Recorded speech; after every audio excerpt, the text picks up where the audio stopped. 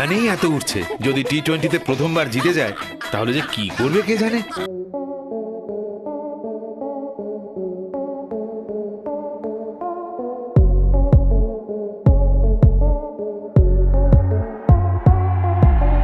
আসসালামু আলাইকুম ভিউয়ার্স, আমাদের আজকের নতুন ব্র্যান্ড নিউ ভিডিওতে আপনাদের সবাইকে স্বাগত।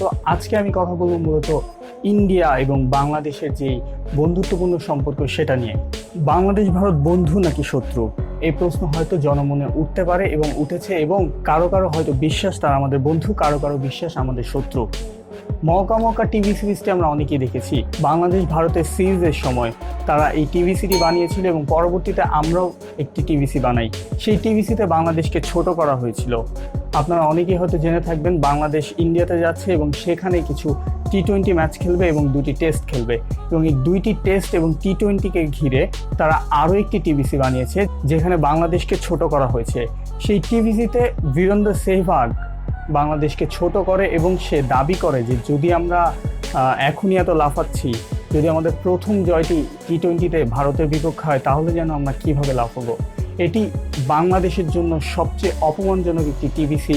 এটি বাংলাদেশকে অপমান করার আরও একটি নজির দেখিয়েছে ভারত এই টিভিসির মাধ্যমে বাংলাদেশের ক্রিকেটকে ছোট করেছে।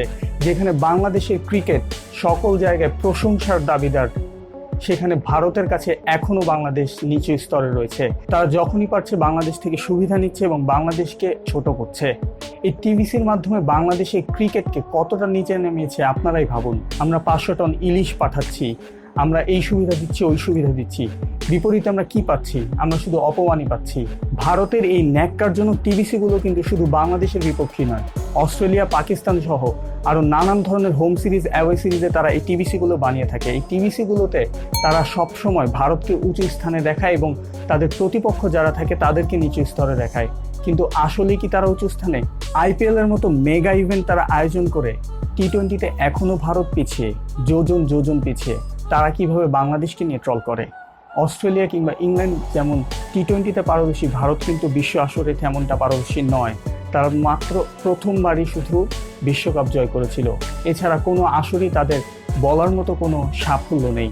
এমনকি নিজেদের মাঠেও তারা ফাইনালে ওঠার যোগ্যতা অর্জন করেনি। তারা সবসময় টিভিসি বানিয়ে তাদেরকে উপরে উঠিয়েছে, কিন্তু কখনো তারা সেই যোগ্যতায় পৌঁছাতে পারেনি।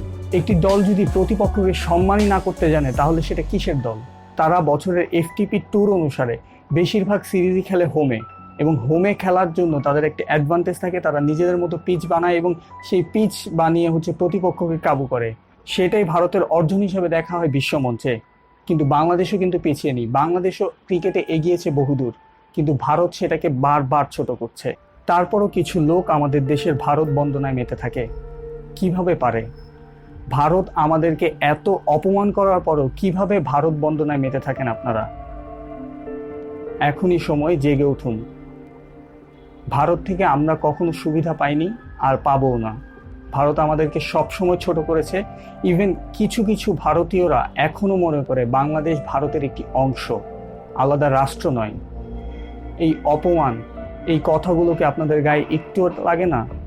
সৌরভ গাঙ্গুলী ভারত ক্রিকেট বোর্ডের সভাপতি হওয়ার পর অনেকের মনে প্রশ্ন উঠেছে যে বাংলাদেশ নাকি বিশ্বকাপের আয়োজক অর্থাৎ সহযোগী আয়োজক হিসাবে স্থান পাবে। বিষয়টি কতটুকু সত্য? আপনার কি মনে হয় একজন ভারতীয় কখনো বাংলাদেশকে কোনো সুবিধা দিবে? অবশ্যই না। যদি সুবিধা দিত তবে এই পর্যন্ত আমরা তিস্তার পানি পেয়ে যেতাম। আমাদের দেশে যখন পেঁয়াজের সংকট চলছিল তখন হয়তো ভারতের বর্ডারটা বন্ধ হতো না। কিংবা বাংলাদেশকে যদি আসলেই তারা বন্ধু মনে করত তাহলে হয়তো এই টিভিসিটা বানাতো না। তাই এখনই সময় জেগে উঠুন এবং খেলার মাঠে আমাদের বাংলাদেশ ক্রিকেট দল এর মোক্ষম জবাব দিবে, এটাই আমাদের প্রত্যাশা। সো ভিউয়ার, যদি ভিডিওটি ভালো লেগে থাকে অবশ্যই আমাদের চ্যানেলটি